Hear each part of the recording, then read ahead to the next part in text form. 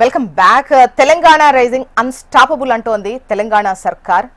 Global summit నిన్న start అయిన విషయం మనకు తెలిసిందే. 8-9 అంటే ఇవాళ కూడా గ్లోబల్ సమ్మిట్ ఉంది. అండ్ ఫస్ట్ డేనే 35 కంపెనీలు 2,40,000కు పైగా కోట్లకు పైగా పెట్టుబడులు సమకూరినటువంటి క్రమంలో, అంటే ఎంఓయు ఒప్పందాలు కుదిరినటువంటి క్రమంలో మా లక్ష్యం $3 ట్రిలియన్.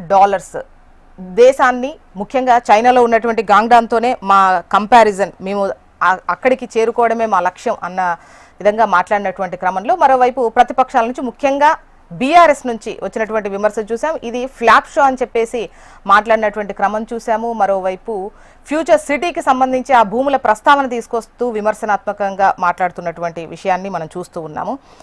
గెస్ట్లు ఉన్నారు, డిస్కస్ చేద్దాం. నిన్న కుదిరినటువంటి ఒప్పందాలకు సంబంధించి, అదేవిధంగా విజన్ డాక్యుమెంటరీకి సంబంధించి అటు అధికార పక్షం నుంచి అదేవిధంగా ప్రతిపక్షాల అభిప్రాయాన్ని కూడా తీసుకుందాం.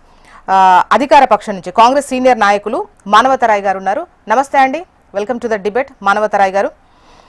అండ్ బీఆర్ఎస్ సీనియర్ నాయకులు శుభప్రద పటేల్ గారు.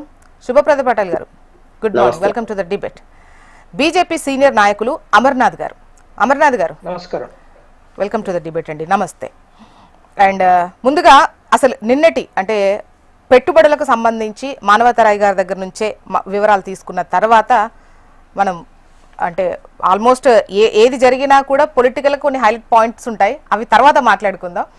నిన్న సమ్మిట్లో జరిగినటువంటి ఎంఓయూలకు సంబంధించి మానవతరాయ్ గారి మాటల్లో విందాం. మానవతరాయ్ గారు చెప్పండి.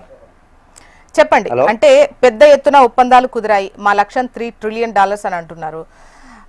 మరోవైపు ఇది ఫ్లాప్ షో అన్న విధంగా అటు బీఆర్ఎస్ కొట్టిపారేస్తున్నటువంటి క్రమంలో నిన్న కుదిరినటువంటి ఒప్పందాలకు సంబంధించి ప్రముఖంగా దేనికి పెద్దపీట వేసింది గవర్నమెంట్? ఇప్పుడు రేవంత్ రెడ్డి లాంటి నాయకుడు, ఒక దూరదృష్టి ఉన్నటువంటి నాయకుడు, ముఖ్యమంత్రిగా అప్పుల ఊబిలో గురకపోయినటువంటి రాష్ట్రాన్ని అమాంతం అభివృద్ధి పదంలో నడిపేందుకు ఒక గజ ఈతగాళ్ళ లెక్క శ్రమిస్తుంటే చూసి తట్టుకోలేకపోతున్నారు. జీర్ణించుకోలేనటువంటి వ్యాఖ్యలు. ఆయన లోపల సంతోషపడుతూ బయటికి మాత్రం ఏదో ఒక ప్రతిపక్షాలు కాబట్టి ఏదో ఒకటి మాట్లాడాలి అనే విధంగా వ్యాఖ్యలు చేస్తున్నారు. వాస్తవంగా దేశం ఇప్పుడు భారతదేశం ఇట్లాంటి సదస్సులు కానివ్వండి, శిఖరాగ్ర సదస్సులు కానివ్వండి, దేశాలు నిర్వహిస్తాయి. అట్లాంటిది భిన్నంగా ముఖ్యమంత్రి రేవంత్ రెడ్డి ఒక రాష్ట్ర ముఖ్యమంత్రి, ఏ రాష్ట్ర ముఖ్యమంత్రి అనే ఆలోచన ఈ రాష్ట్ర ముఖ్యమంత్రి పూనుకోవటం అనేది నిజంగా ప్రతి ఒక్కళ్ళు కూడా తెలంగాణ సమాజమే కాదు, ఇలా దేశంలో ఉన్నటువంటి అన్ని రాష్ట్రాల్లోని ప్రజలు, మేధావులందరూ కూడా అభినందిస్తున్నారు. ఇది వాళ్ళకి గిట్టట్లేదు, వాళ్ళు అంతే మాట్లాడతారు. ఏం చేస్తాం, అది శాపం వాళ్ళకి. విజయవంతంగా కొనసాగితే సమ్మిటు సుమారు 3,000 మంది పైచీలకు ప్రతినిధులు వచ్చి అక్కడ భాగస్వామి వివిధ సదస్సుల్లో చర్చాగోష్ఠుల్లో భాగస్వాములు అయితే అది చూసి తట్టుకోలేకపోయారు. ఇప్పటికే 3,97,500 కోట్ల పెట్టుబడులకు ఒప్పందాలు అయినాయి అక్కడ. ఇంకా లెక్కలు రావాలి. ఇవాళ కూడా ఉంది సదస్సు. ఇంకా మొత్తానికి ఈ సదస్సు పూర్తయ్యే లోపు మరి ఇంకా 4 లక్షల కోట్ల వరకు కూడా చేరే అవకాశం ఉంది.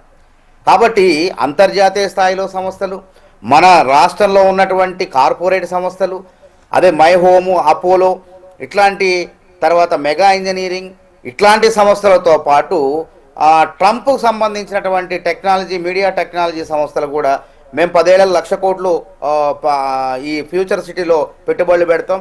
అదేవిధంగా ఇప్పుడు 41 కోట్ల తక్షణమే 41,000 కోట్లతో ఒప్పందాలు చేసుకున్నారు.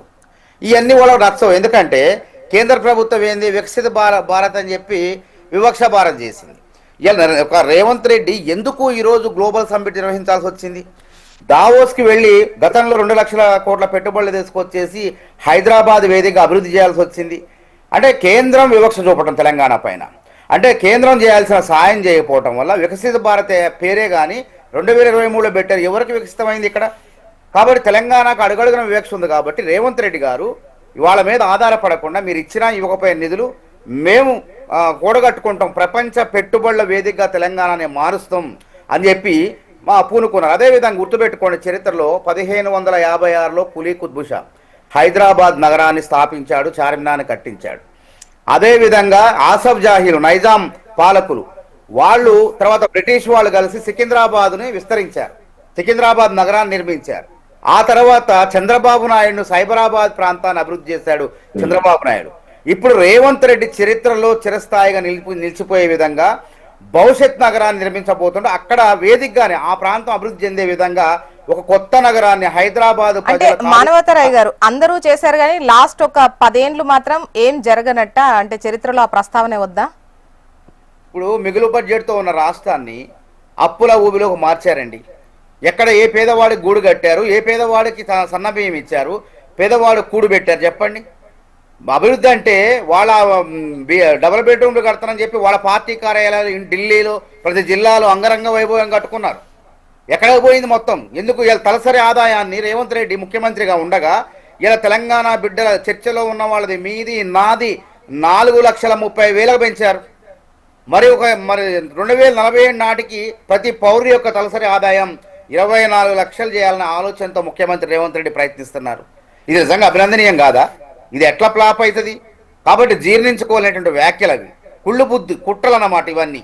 కాబట్టి చేసిందంతా చేసి లూటీ మొత్తం చేసి 10 ఏళ్లలో ఆ ఆధారాలతో సహా ఉన్నది. ఫార్ములా 1 రేస్ ఏమైంది? 54 కోట్లు అక్రమంగా తరలించారు. ఎవరు అనుమతులు లేవు, హెచ్ఎండిఏ రికార్డులు లేవు, ఏదీ లేదు, రిజర్వ్ బ్యాంక్ అనుమతి లేదు, కేంద్ర ప్రభుత్వం అనుమతి లేదు, భారత రాజ్యాంగాన్ని ఉల్లంఘించారు. అన్నీ అయిపోయిన తర్వాత ఏం చేశారు? ఆ డబ్బులు మళ్ళీ వీళ్ళ ఖాతాలోకి వచ్చింది. కానీ ఇట్లాంటి ఆస్కారం లేదు. ఈ రాష్ట్ర అభివృద్ధిపైనే ముఖ్యమంత్రి దృష్టి పెట్టారు. ఇప్పటికే 3,97,500 పెట్టుబడులు సాధించడం, ఆ ప్రాంతం ఫ్యూచర్ సిటీ అభివృద్ధి చేసిన ఫార్మా రైతులు అంటే వాళ్ళ హయాంలో సేకరించిన అభివృద్ధి కోసం ప్రభుత్వం ఒకసారి భూమిని సేకరించిన తర్వాత ఫార్మా కన్నా ఫ్యూచర్ సిటీ నయం కదా. అక్కడ వంతార వన్యప్రాణుల సంరక్షణ కేంద్రం వస్తుంది, చక్కగా నైట్ సఫారీ వస్తుంది, రకరకాల ఫిలిం సిటీ. సల్మాన్ ఖాన్ 10,000 కోట్లు పెట్టుబడి పెడతాడు. అజయ్ దేవ్ గాను వచ్చి నేను కూడా అంతర్జాతీయ ప్రమాణాలతో అజయ్ దేవ్ గాను నేను ఫిలిం సిటీ కడతాను ఆయన చెప్తాడు. ఇక అక్కినేని నాగార్జున గారు ఒక ముందడి చేసిన అన్నపూర్ణ స్టూడియోస్ ని అక్కడ తరలిస్తా, భవిష్యత్ నగరాన్ని తరలిస్తా అని చెప్పి ఈ విధంగా అభివృద్ధిలో భాగస్వాములు అవుతుంటే పారిశ్రామికవేత్తలు, పారిశ్రామిక దిగ్గజాలు అందరూ కూడా, అదేవిధంగా టీవీఎస్ సంస్థలు, అదేవిధంగా గోద్రేజ్ సంస్థలు, రకరకాల విదేశీ సంస్థలన్నీ కూడా పెట్టుబడులు పెట్టడానికి ఇక్కడికి వచ్చి చర్చల్లో పాల్గొనుంటే ఇది చూసి గిట్టక ఏం చేస్తారు? మాటలు మాట్లాడారు.